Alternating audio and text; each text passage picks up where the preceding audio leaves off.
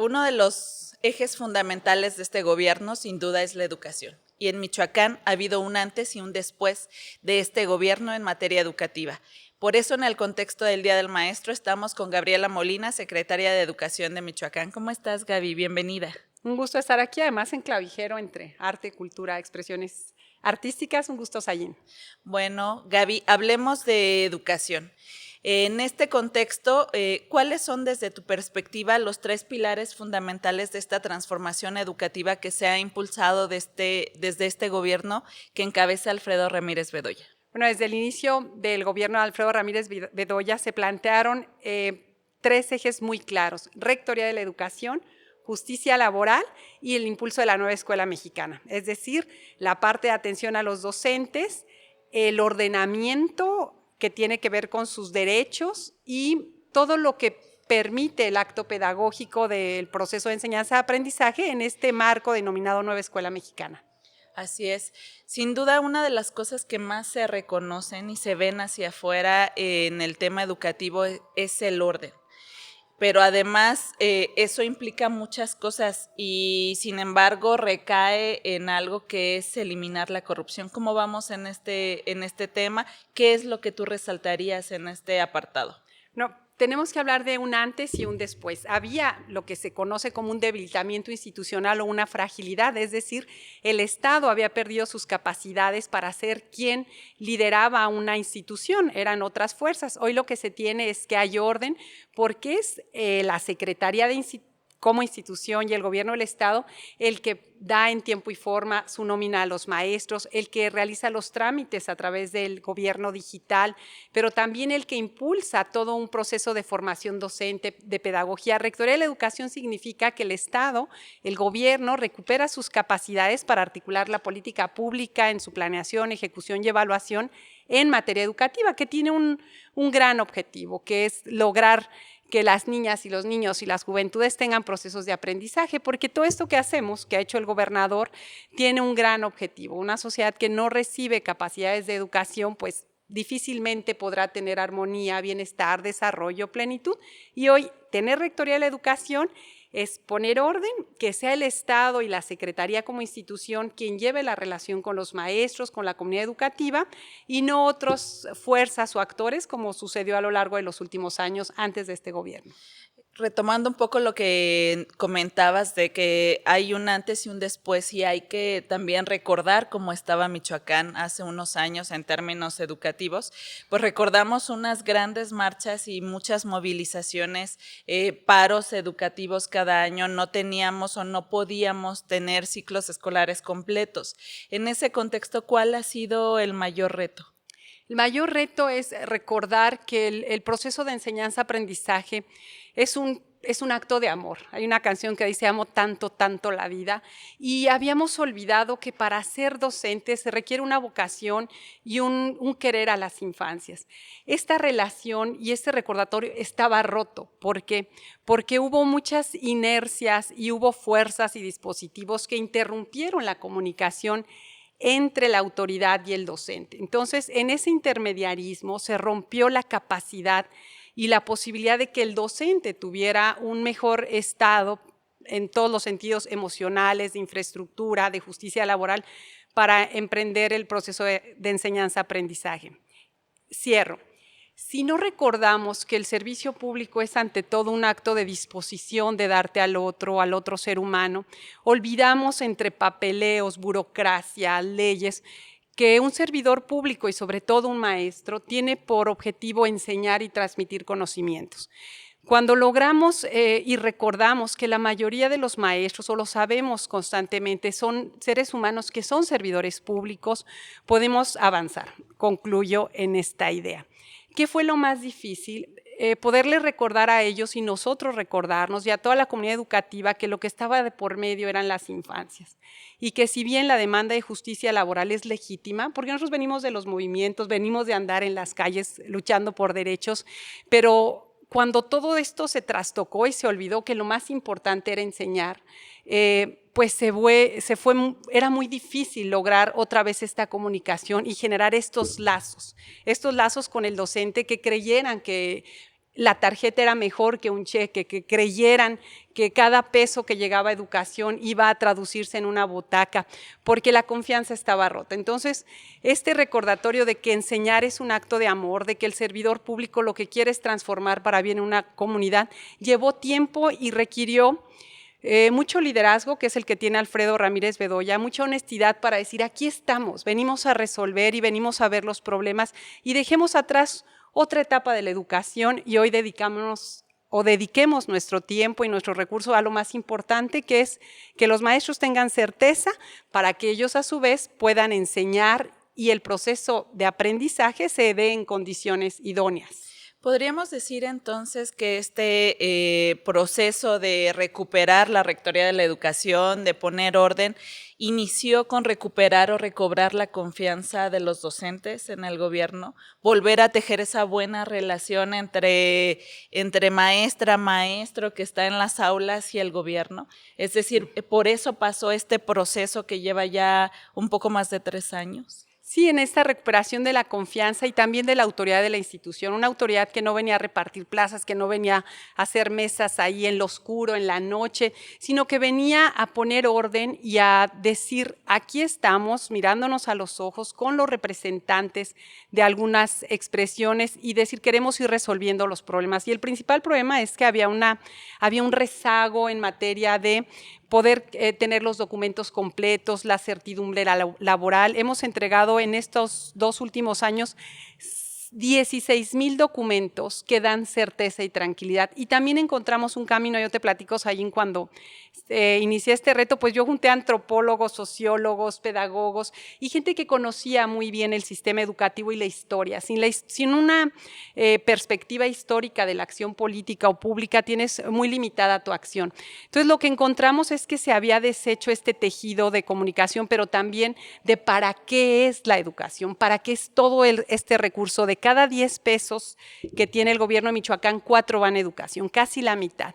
Pero el objetivo se perdió, se extravió y esta recuperación tiene que ver con la confianza que tiene ahora el gobierno, un proyecto de transformación social y que hoy lo que podemos decir es que en este proceso participa toda la comunidad educativa, porque también los papás se sumaron a esta credibilidad que tenemos, son ellos quienes dispersan y reciben los recursos de las becas, pero también de infraestructura, que ya platicaremos, pero ¿qué es? Que la comunidad educativa, el corpus educativo volvió a unirse, es como cuando alguien sabe hilar bien estas blusas bordadas que tienen una armonía, que tienen una simetría, creo que eso es lo que pudimos tejer y es que toda la comunidad educativa, papás, mamás, directivos, maestros, maestras, trabajadores administrativos, podamos hacer este corpus en beneficio de millones, porque sí son millones, 1,265,000 alumnos que implican tanto la educación preescolar o inicial, desde inicial hasta universidad. El sistema educativo nacional y un secretario de Educación por eso tiene tanta responsabilidad, es porque es quien dirige la política pública desde inicial hasta educación superior y hoy todo el sistema también está muy bien articulado con media superior, con superior y sí resaltar que lo que hemos podido lograr con el gobierno federal gracias a la buena relación y a la visión que tiene el gobernador, pues una estrecha coordinación donde todo esto se entrelaza para lograr lo que hemos soñado, buenos indicadores educativos en Michoacán y dejar un rezago. Gaby, como titular de la política educativa en Michoacán, si hablamos de justicia laboral, si hablamos de respeto, si hablamos de pagos completos y a tiempo, luego los comentarios o la narrativa en redes es lo mínimo que nosotros podemos exigir de parte del gobierno, es su trabajo, tal.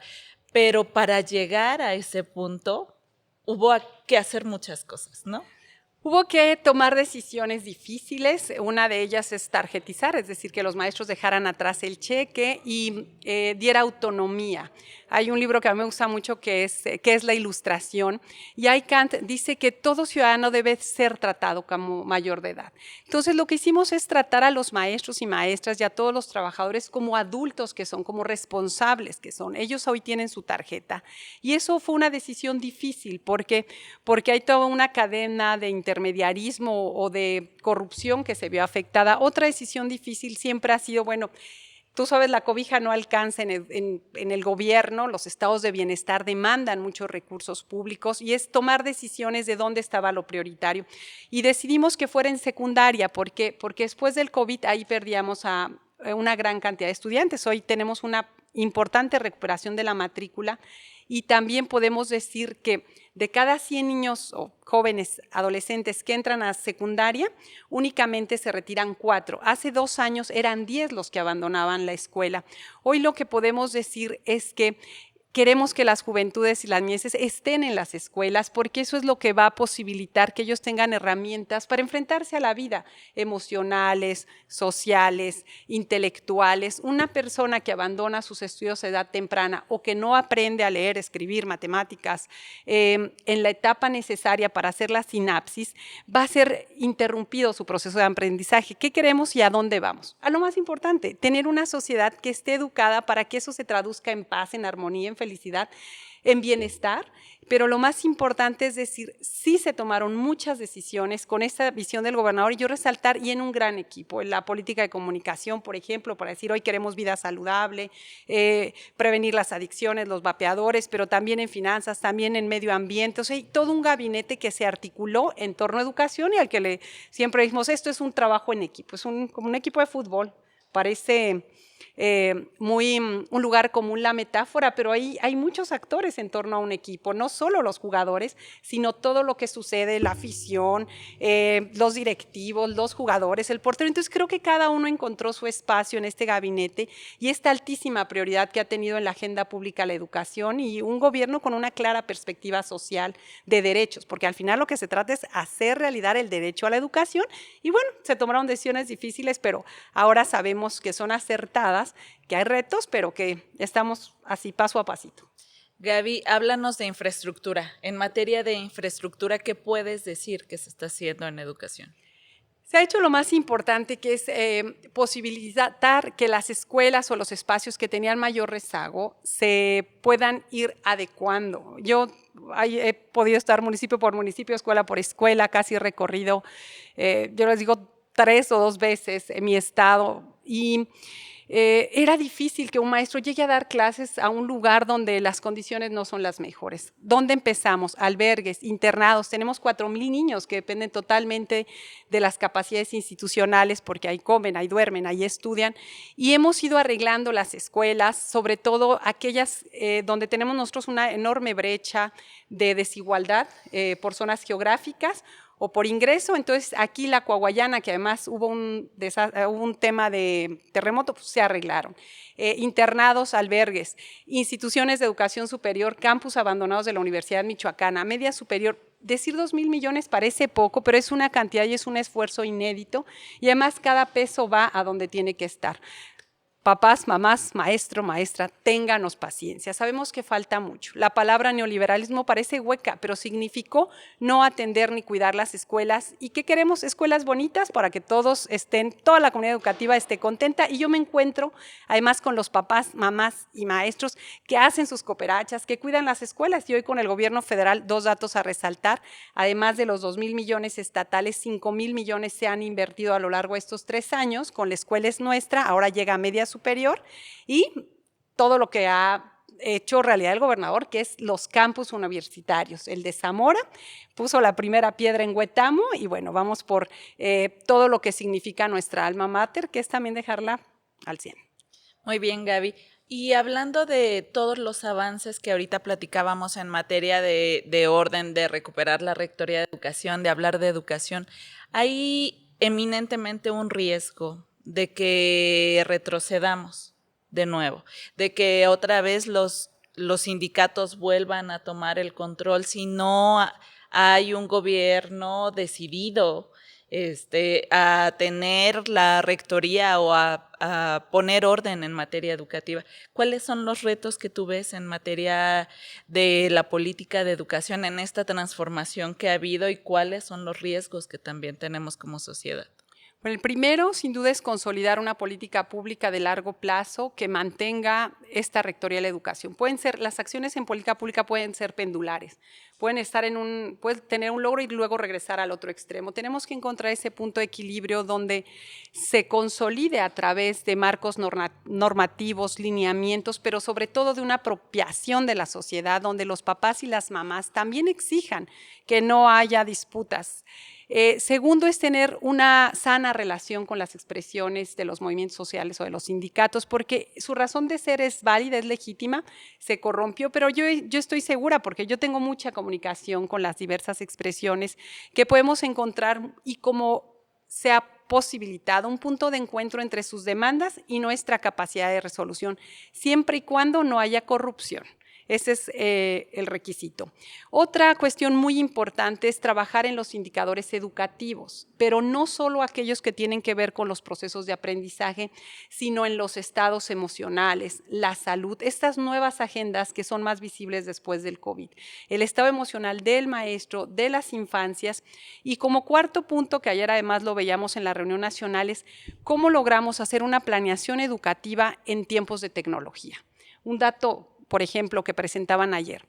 ¿Cuántas personas están estudiando en línea y cuántas en presencial? Es una realidad que llegó para quedarse, tener las capacidades técnicas para que tanto el camino de la formación digital como el presencial puedan convivir, de manera que podamos tener escuelas bonitas, justicia laboral, fortalecimiento institucional, pero que a la vez estemos viendo y mirando el siglo XXI. El siglo XXI cambió, el COVID nos cambió y hoy la inteligencia artificial, las capacidades de los jóvenes son distintas a las de hace 10 años.